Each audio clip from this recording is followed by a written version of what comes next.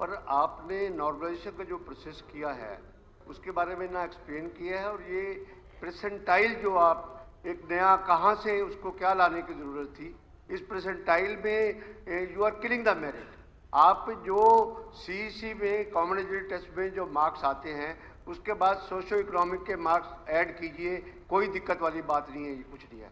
मैं एक छोटा सा, पता नहीं इस फार्मूले को आपने कहाँ से पिक किया है, किस हिसाब से कैलकुलेशन होती है, कौन सा फार्मूला वो कमीशन में आप किस सिस्टम से फीड करते हैं, पर इंफॉर्मेशन के लिए सिर्फ एक एग्जांपल दूंगा उस बात के लिए कि अगर किसी स्टूडेंट्स के 80 मार्क्स हैं तो आप उसको परसेंटाइल में टॉपर मान के आप उसको 100 मार्क्स दे देते हैं। उसके बाद सोशो इकोनॉमिक की बात है।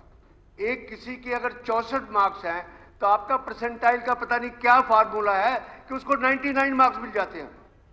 तो जी इसी it is to be clarified, इसकी जरूरत क्या है परसेंटाइल करने की, नॉर्मलाइजेशन की प्रोसीजर क्या, जरूरत क्या है इस बात की। जो बच्चा मेरिटोरियस है अगर उसके 80 नंबर आते हैं, अगर सोशल इकोनॉमिक में 5 नंबर आते हैं, 7 नंबर आते हैं, ऐड कीजिए, नहीं आते तो उसमें 64 और 80 16 मैं परमिशन लेके बोल रहा हूँ, बात नहीं, ये डिबेट में बहुत लंबा हो जाएगा। परमिशन दी, आप भी जवाब देंगे आपकी बात का। It's a matter regarding the youth, ये स्टेट के यूथ के लिए एक इंपॉर्टेंट मैटर है। जवाब दे रहा हूँ। फिर डिबेट तो बहुत लंबी हो जाएगी इस तरीके से। नहीं, चलिए ये एक अंतिम विषय है। आप बैठो सियाग साहब प्लीज, नहीं ऐसे नहीं। सियाग साहब बैठिए, आप सुझाव लिख के दे देना, लिख के दे देना। आप रिटर्न में दे देना, आप रिटर्न में। ये इंपॉर्टेंट विषय है, इस पर बता दूं, बाकी लिख के दे देना। मैं मानव और बत्रा जी से ये बात बताना चाहूंगा इनको कि जैसे अब बड़ी संख्या में, जैसे मैंने पहले बताया कि पोस्टें कम होती हैं, एग्जाम देने वाले बहुत लोग आ जाते हैं। इसमें या तो उन सबको एक ही बैच में और उसके इतने सारे सेंटर बना के, इतनी सारी फोर्स लगा के 10 लाख, 8 लाख, 15 लाख जितने हैं, उन सबका एग्जाम एक ही शिफ्ट में एक ही स्थान पर कराया जाए, फिर न्यूट्रलाइजेशन की जरूरत नहीं होती। लेकिन अगर उसको कोई मान लो स्टाफ सिलेक्शन कमीशन ने किया कि हम एक साथ कराने में सक्षम नहीं हैं, हम तो 10 लाख हैं तो 2-2 लाख 5 शिफ्टों में कराएंगे, और 5 शिफ्टों में पेपर भी 5 अलग अलग होंगे। अलग अलग होंगे तो उनका जो हार्डशिप का लेवल है हर एक पेपर का, ये अलग अलग होता है। आप तो बहुत इन विषयों में से पारंगत होंगे, रहे होंगे। ये न्यूट्रलाइजेशन कोई यहां पहली बार हुआ ऐसा नहीं है, ये देश और दुनिया का नियम है।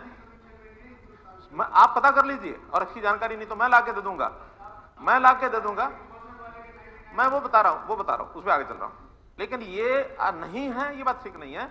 जहां एक ही लेवल का एक ही टेस्ट 4 अलग अलग शिफ्टों में कराया जाता है और 4 उसके प्रश्न पत्र होते हैं, तो हार्डशिप के लेवल पर उसको न्यूट्रलाइज किया जाता है। एक पेपर थोड़ा सा कठिन आ गया, उसे नंबर कम आएंगे। एक पेपर थोड़ा आसान आ गया, उसे नंबर ज्यादा आएंगे। तो ये भी बच्चे बहुत कोर्टों में जाके खड़े हो जाते हैं। सुन लीजिए, अब सुनने का भी थोड़ा मादा रखना चाहिए ना। सुनने का मादा नहीं, मैं समझा रहा हूं फिर भी नहीं सुन रहे।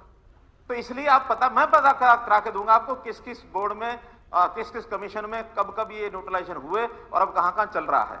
तो वो न्यूट्रलाइजेशन का एक पहली बार किया, ये बात ठीक है कि ये पहली बार जेडब्ल्यू यूपीएससी में भी न्यूट्रलाइजेशन होती है। यानी ये तो ऑल इंडिया एग्जाम है, इनमें भी न्यूट्रलाइजेशन होती है। तो न्यूट्रलाइजेशन नहीं होती ऐसा नहीं है, तो और भी बोर्डों में बता देंगे लाके। अब उसको न्यूट्रलाइजेशन इसलिए करना पड़ता है कि आसान और मुश्किल पेपर आते रहते हैं। अब उसमें पहली बार ये किया, ये बात भी सत्य है, यहां कभी नहीं होगा। पहली बार किया तो थोड़ी उनसे चूक हुई, वो चूक भी स्वीकार है। जो फार्मूला जो लगाना चाहिए था वो किसी ने उनको गाइड कर दिया, जिसने गाइड किया उनके यहां सोशो इकोनॉमिक नंबर नहीं होते। उन्होंने कहा कि जो भी नंबर अचीव करेंगे जो स्टूडेंट, उस पर नॉलेजेशन कराइए और उस हिसाब से मेरिट बना दीजिए। वहां कोई जिसने गाइड किया वहां ये नहीं थे क्या, सोशो इकोनॉमिक जोड़ने के बाद बहुत उल्टा पुल्टा हो गया। जब उल्टा पुल्टा हो गया तो फिर वो विद्यार्थी कोर्ट में गए। कोर्ट ने कहा कि नहीं, इसका ठीक रास्ता निकाल के लाओ। फिर जो अलग से जहां ये सोशो इकोनॉमिक की बात जिनको जानकारी है, जो इसका सॉल्व कर सकते हैं, उनको फार्मूला बदल करके उन्होंने कराया, और फार्मूला बदल करके कोर्ट में उसको दिखा दिया। कोर्ट ने कहा ये ठीक है। ठीक होने के बाद ये भी एक बात और आगे आएगी कि पहले के रिजल्ट में फिर दूसरा जब ठीक रिजल्ट निकला है तो कुछ 200 लोगों का उथल पुथल भी हो गया है।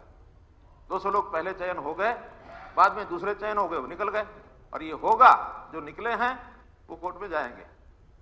इसलिए हमने तो जो ठीक है करना है, जो गलत है बिल्कुल नहीं करना है। चाहे अपना स्टेप हमको वापस भी लेना पड़े, गलत चीज को वापस लेने में भी हमें कोई एतराज नहीं, आपत्ति नहीं, हम ले सकते हैं। धन्यवाद, धन्यवाद।